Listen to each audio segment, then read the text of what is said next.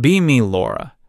This was a few months back, maybe late spring, when the nights were just starting to get warm. I remember it was a Saturday, because my whole week had been building up to this. My life revolves around understanding and articulating modern dating dynamics. I run a moderately successful blog, a space where I deconstruct the mess that is relationships in the 21st century. My core thesis is simple. Women have been taught to undervalue themselves for centuries, and the only way to correct this is to set firm, unapologetic standards. A woman's value is inherent, and it's on men to recognize and meet that value, not the other way around. My friend, who was on the same wavelength, and I had been talking about this for weeks. She was convinced my ideas were solid in theory, but wanted to see them in practice. So, we decided to conduct what I called a field experiment. The goal? To go to a place saturated with high-status men and prove that the right kind of woman, confident, aware of her worth, and not playing childish games, is exactly what they're looking for. The venue was carefully selected. Not just any club. It was one of those places with a velvet rope and a bouncer who looks like he could snap you in half. The kind of place where a cocktail costs more than a decent meal. The idea was to filter out the noise. We wanted an environment where we could find men who were successful, ambitious, and at the top of their game. Getting ready was a ritual. This wasn't about looking pretty in a conventional sense. This was about crafting a message. I chose a dress that was elegant and powerful. It was sharp, well-tailored, and expensive. It said, "I'm not here for your approval." My makeup was understated but flawless, professional. My friend went for a similar vibe. We were a team. We were on a mission. We spent the pre-game talking strategy. She reminded me of my own key points from my blog posts. No giggling. No feigning helplessness. No dumbing ourselves down. We were to be equals, projecting an aura of intellectual and financial independence.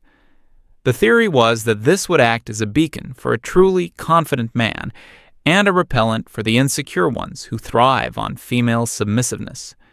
It was a perfect filter. We got in the taxi around 10 p.m. The city lights blurred past the window. I felt a surge of confidence. This was it. Tonight, I wasn't just going to write about my theories. I was going to live them. My friend was buzzing with excitement, saying how we were going to be a breath of fresh air in a sea of girls just looking for a free drink. She said men at that level must be so bored of the usual routine. They must be craving a challenge, a conversation with a woman who has her own life and opinions. It all made perfect sense. We pull up to the club. There's already a line, exactly as expected. We had reservations, so we bypassed the queue and walked straight to the entrance. As we approached the door, there were a couple of guys standing off to the side, seemingly deciding if they wanted to wait in line. One of them was Mark. I didn't know his name then, of course. He was just a face in the crowd. He was dressed fine. A nice button-down shirt, dark jeans. He looked clean-cut, normal. As I walked past, he caught my eye and offered a small, polite smile. Just a simple, friendly gesture. "Have a good night," he said, his voice quiet but clear. I gave him a brief, analytical glance. Scanned and dismissed in under a second. My internal checklist flagged him immediately. Nice guy, energy. The kind of man who is accommodating to a fault. Probably has a stable but unexciting job, drives a sensible car. He's the before picture in a self-help book for men.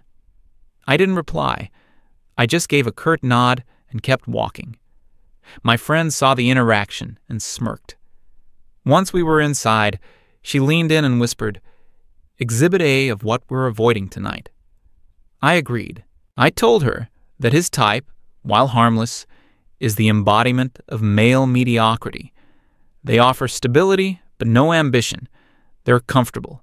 And comfort is the enemy of progress. A woman who settles for that is a woman who has given up on her own potential. The club itself was exactly what we'd pictured. Dark wood, leather banquettes, low lighting that made everyone look better. The music was a deep, thumping house beat, loud enough to feel in your chest, but not so loud that you couldn't hold a conversation if you leaned in. The air was thick with the smell of expensive perfume and a sense of exclusivity.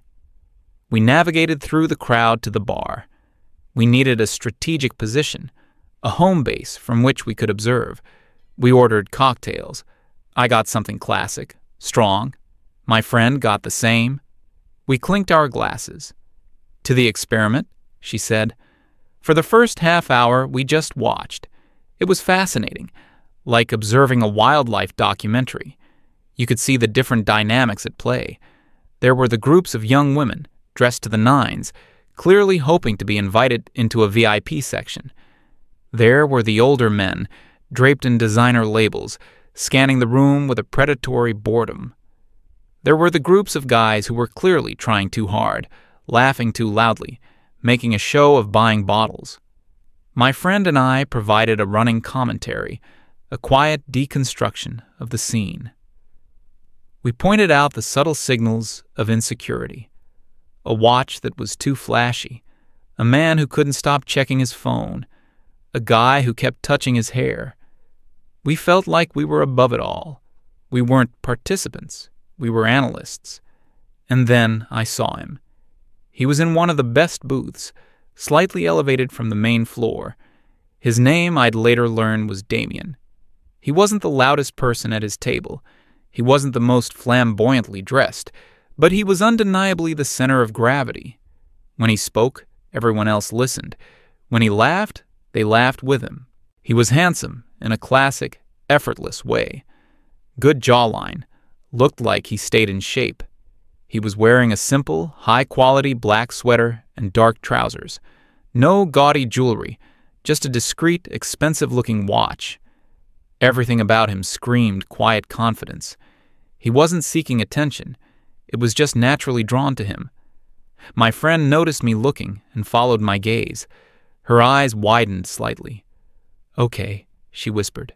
"That's him. That's the target." I nodded slowly. He was perfect. He was the thesis statement of our experiment in human form. Now came the hard part, the execution. According to my philosophy, the worst thing a woman can do is chase. It signals neediness. It flips the dynamic. The correct strategy is to attract, to create an aura of value so compelling that he feels an innate pull to approach you. So, Phase 1 was proximity and demonstration of value. We finished our drinks and casually made our way to a spot near the edge of the VIP area, closer to his booth. We weren't staring. We were just occupying the same space. I positioned myself so that I was in his general line of sight, but my body language was focused entirely on my friend. We started a conversation. We didn't talk about trivial things. I deliberately brought up a recent article about the tech market. I talked about a book I was reading on behavioral economics. I spoke clearly, articulately. I laughed at my friend's jokes, but it was a controlled, intelligent laugh. The message I was sending was clear. I am not like the other girls here. I have a brain. I have substance. I am your intellectual equal. I was a lighthouse, beaming out signals of high value into the sea of mediocrity. All he had to do was see the light and steer his ship towards it. I kept him in my peripheral vision. He was still engrossed in his own group. He glanced around the room a few times, his eyes sweeping over the crowd. At one point, his gaze passed directly over me. Our eyes met for a fraction of a second. I didn't smile coyly. I didn't look away. I held his gaze with a calm, neutral expression, a look that said, "Yes, I see you, and I'm not impressed yet." He didn't react. His eyes just kept moving, scanning the rest of the room before settling back on one of his friends who was telling a story. Nothing. My friend noticed. She tried to reassure me. "It's a process," she said. "You've planted the seed. He's noticed you. He's just playing it cool." I wasn't so sure. A flicker of annoyance started to burn in my chest. Was it possible he didn't get it? That my carefully crafted signals were too subtle for him? Maybe he was used to more obvious invitations. But that was the whole point. I wasn't going to stoop to that level. We stayed in our spot for another 20 minutes. We talked. We acted unbothered. We created our little island of intellectual superiority. Meanwhile, I watched Damien's group out of the corner of my eye. A couple of girls who had been hovering nearby were eventually invited over to his table. I watched them. They were pretty, yes, but they were so typical. They giggled. They touched his arm when they laughed. They listened to his stories with wide, adoring eyes. They were playing the game I had sworn off. And it seemed to be working. This was a direct contradiction to my entire theory. My frustration was mounting. My friend could sense it. "They're just distractions," she insisted. "He's not taking them seriously. It's low-hanging fruit. He's still aware of you." But he wasn't. His back was literally turned to me now. He was completely engaged with his friends and these new girls. My lighthouse beam was hitting a brick wall. I felt a knot of indignation tighten in my stomach. How could he be so blind? Here I was, offering substance, intelligence, a genuine peer. And he was opting for that. It was an insult, not just to me, but to the very concept of a strong, independent woman. This wasn't just a personal rejection. This was a man with power and status, actively choosing vapid simplicity over complex substance. It was a symptom of a larger problem. The very toxic masculinity I wrote about, the fear of a woman who can't be easily controlled or patronized. I started rationalizing his behavior through this lens. He wasn't ignoring me. He was intimidated by me. My presence was a challenge to his comfortable worldview. It was easier for him to engage with women who posed no threat to his ego. Yes, that had to be it. This thought calmed me down a little. It put me back in a position of power, at least in my own mind. I wasn't failing. The system was. He was. But the experiment wasn't over. A failed first attempt didn't mean the theory was wrong. It just meant the methodology needed adjustment. Passive attraction wasn't working on this subject. His ego was too fragile, his defenses too high. I would have to be more direct. Not aggressive, but proactive. I needed to create an opportunity for a direct interaction, one where he couldn't simply ignore my intellectual value. I watched his group, waiting for an opening. The opportunity came when one of his friends mentioned a new art exhibit that had just opened downtown. I knew the artist. I'd read a critique of their work just last week. This was my opening. I told my friend to wait. I straightened my dress, took a deep breath, and prepared for phase 2. This was no longer a passive demonstration. This was an active intervention. I walked towards his table with a sense of purpose. This wasn't a girl trying to get a guy's attention. This was a peer initiating a high-level discussion. I found a natural opening, a small gap in the circle of people as someone shifted to order a drink. I slipped into the space, positioning myself next to one of his friends who had mentioned the art exhibit. I waited for a brief pause in the conversation. Then I made my move. I directed my comment to his friend, but my voice was projected for Damien to hear. "Excuse me for overhearing," I began, my tone casual but confident. "But were you talking about the new exhibit downtown?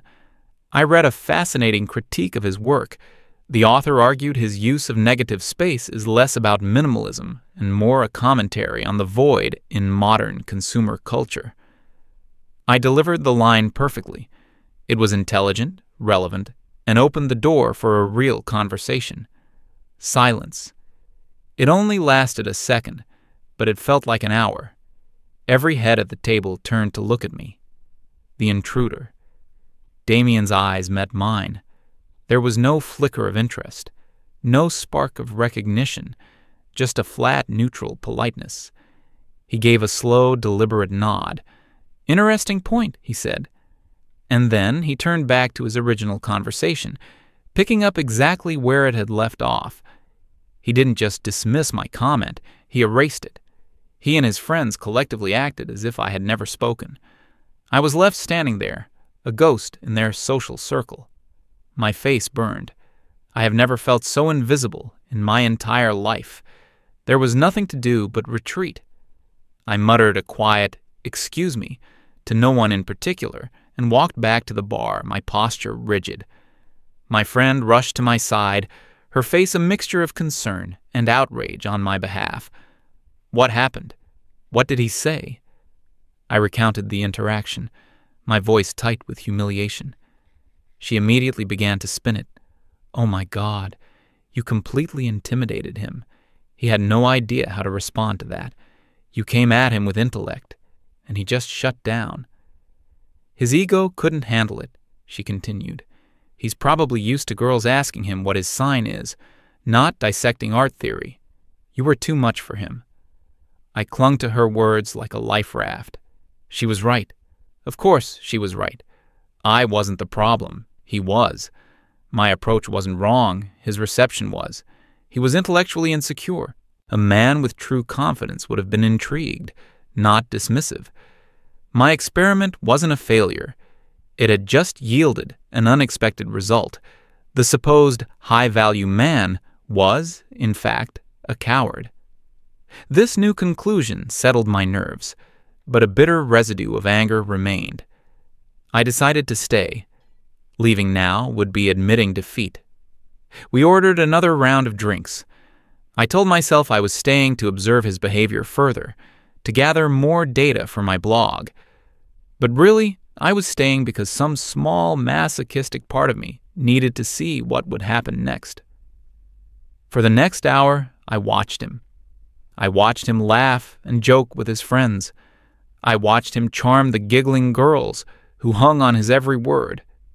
He never once glanced in my direction again. It was as if my entire existence had been wiped from his memory. The more I watched, the more my anger grew. It was a performance of everything I despised: the effortless male privilege, the magnetic pull of unearned confidence, the rewarding of feminine vapidity. He was the king of a shallow kingdom, and I hated him for it. My friend kept up a running commentary, reinforcing my narrative. "Look at him. He's so basic. Those girls have nothing going on upstairs. He's just looking for an easy ego boost." We were two critics in the audience, dissecting a play we found profoundly disappointing. Eventually, the night started to wind down. I saw Damien check his watch, say something to his friends. They started gathering their jackets. They were leaving. A wave of panic hit me. This couldn't be how it ended. He couldn't just walk away, completely unaware of the opportunity he'd missed, the woman he'd so carelessly dismissed. My entire theory, my entire night, my entire professional identity felt like it was on the line. He needed to be confronted, not with subtlety or intellect, but with the cold, hard facts of who I am. He needed to be made aware of his mistake. My friend saw the look on my face. "What are you thinking?" she asked, her voice low. "He's not just going to leave," I said, my voice barely a whisper. "Laura, maybe we should just go." But her words lacked conviction. She was as invested in this as I was. "No," I said, my resolve hardening. "He needs to know." "You're right," she said, her tone shifting to encouragement. "You can't let him walk away thinking he's won. Show him. Show him exactly what he's turning his back on." That was all I needed. I put my drink down on the bar. I felt a strange, cold calm settle over me. This was it, the final act. Damien and his group were heading for the exit. I moved to intercept them. I didn't run. I walked with a deliberate, steady pace. I positioned myself directly in his path, a few feet from the door. I crossed my arms. He almost walked right into me before he stopped, a look of mild annoyance on his face. He looked at me, and for a second I could see he didn't even recognize me. Then a faint flicker. "Oh," he said, "it's you." His friends stopped behind him, watching. "Excuse me," I said, my voice steady. "I need a moment." "I'm actually leaving," he replied, his tone dismissive. "This will only take a second," I insisted. "I'm Laura, and I have to be honest, I'm genuinely surprised you didn't approach me tonight." He raised an eyebrow. A slow, incredulous smile played on his lips. "Should I have?" he asked, his voice laced with amusement. This was my moment. The floor was mine. "Yes," I said, my confidence surging. "I'm not like the other women in this club. I'm a writer. I'm financially independent. I have a career and a point of view. I don't play games, and I value direct communication. I would have thought a man of your caliber would be tired of the usual empty-headed sycophants and would appreciate the opportunity to engage with a woman who is actually his equal." I laid it all out. My value proposition, my resume. The silence that followed was heavy and absolute. His friends were staring, mouths slightly agape. Damien's smile faded. He looked at me, really looked at me, for the first time all night. His expression was not angry, not amused. It was cold, analytical, like a biologist examining a strange insect. He took a small step closer, lowering his voice so only our group could hear. "Let me give you some free advice," he said, his voice quiet but sharp as glass. "First, I didn't come here to be interviewed. This is a club, not a boardroom. I'm here with my friends to relax and have a good time." He paused, letting the words sink in. "Second, all that value you just listed, that's just a story you tell yourself. It's not real. Out here, in the real world, you don't look like an equal. You look desperate. You look like you came here with a checklist and a mission, and it's exhausting." My breath caught in my throat. "We're here," he said, gesturing around the room, "to have fun, to feel good. And you," he looked me dead in the eye, "are not fun. You are work. You are a walking, talking job application. And frankly, I'm not hiring." He didn't wait for a reply. He simply stepped around me, and he and his friends walked out the door, leaving me standing alone in a pocket of stunned silence. The sound of the club rushed back in to fill the void. A few people nearby who had overheard were snickering. My friend grabbed my arm, trying to pull me away, but my feet were cemented to the floor. The heat of 1,000 suns was on my face. It was the most profound, all-encompassing humiliation I had ever experienced. Every theory, every blog post, every confident assertion I had ever made turned to ash in my mouth. I finally let my friend pull me toward the exit. I just wanted to disappear. We stumbled out onto the cool night street. The air felt thin. I couldn't seem to get enough of it into my lungs. I stood there on the sidewalk, my entire world tilted on its axis. And then I saw him. Mark, the nice guy from the entrance. He was standing a little ways down the street, finishing a phone call. He put his phone in his pocket, and as he turned, his eyes met mine. He must have seen the whole thing, the confrontation, my walk of shame. I braced myself for the smirk, the look of smug satisfaction, the "I told you so" gaze, but it never came. His expression was completely neutral. There was no judgment in his eyes, no pity, no malice. He just looked at me, a silent observer who had seen the beginning and the end. He gave a single, almost imperceptible nod. Then he turned and walked away, disappearing into the city night. I stood there, alone on the pavement, under the flashing lights of the club that had chewed me up and spit me out. And for the first time in a very, very long time, I had absolutely nothing to say.